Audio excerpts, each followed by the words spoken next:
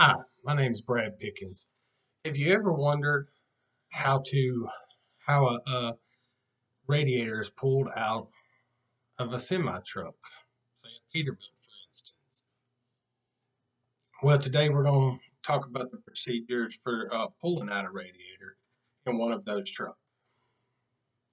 I want to first off the procedures that we start off with Cummins Quick Serve Online 2019, where the procedures we'll be using for the steps in this process.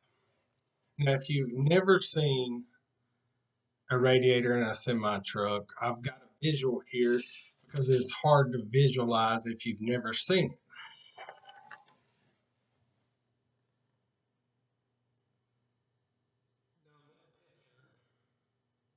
You have a charge air line here, a coolant line here, and an air line on the other side. Trying to give you an idea. And here's the radiator right here. Just to try to give you an idea of what it all looks like. And we'll go back to that visual so I can point out a few things here in just a minute. The first step in the procedures would be to drain the coolant.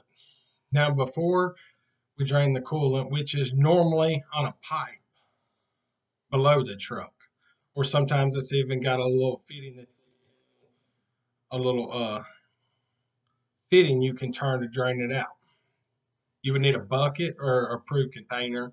We use big buckets at Cummins, but you would want something where it wouldn't overflow. So before you do that, though, especially it's recommended in procedures that you remove the radiator cap first because it's built up that pressure in there. So when you remove either the cap screw on the pipe to let the fluid out into the bucket, or if it's got a drain, a lot of times if you're reaching down there to do that, it'll spray you in the face. So make sure you're wearing glasses too, because it might do it anyway. So make sure you have the right glasses on or a face shield on. Once you remove the cap, find the drain plug on the bottom. And normally there's a pipe. There's only one pipe that runs from underneath the bottom of it. So it'll either be on the side of the bottom of the radiator or it'll be in the middle of that pipe. Once you drain it, you would want to visualize according to the Peterbilt Maintenance Manual 2017. You would want to visually look at the coolant, make sure it has no oil or anything in it, make sure the radiator doesn't need to be flushed before you remove it. But to start with, the air pipes that we've seen on the side, that'd be our next step, unhooking all pipes from it. You would want to remove the two charge air pipes. They're both on the top side, and I'll show you one more time. These pipes right here, you would want to remove those.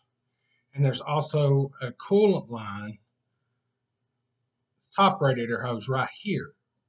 You would want to remove all three of those.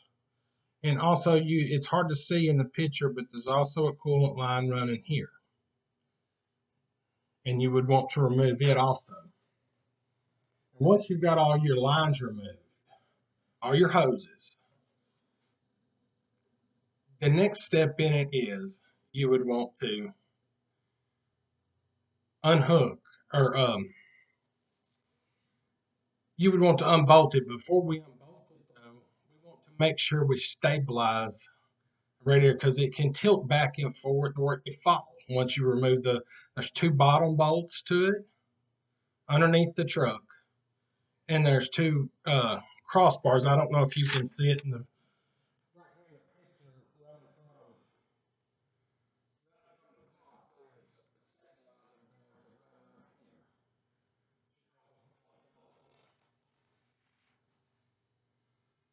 now. Once you remove these, it's gonna fall.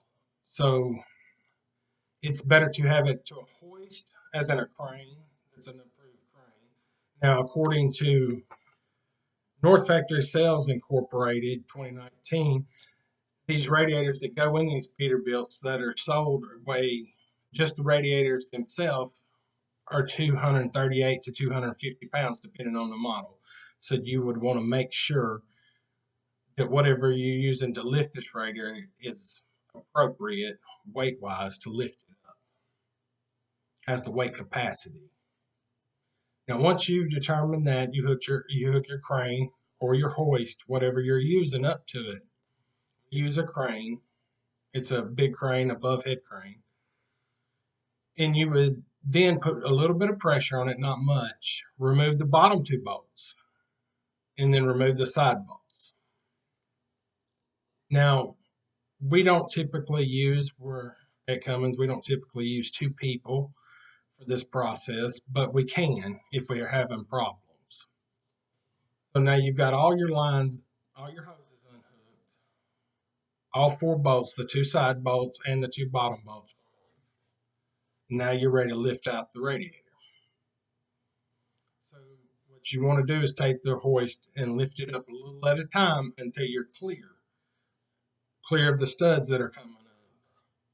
And then you would go you would inch it to the side to make sure it's out. And once you get it out, you want to make sure you have a pallet or something that's got like cardboard or something laid down. That way you don't tear up the front of the radiator. And that is the process for removing a radiator out of a Peterbilt semi-truck.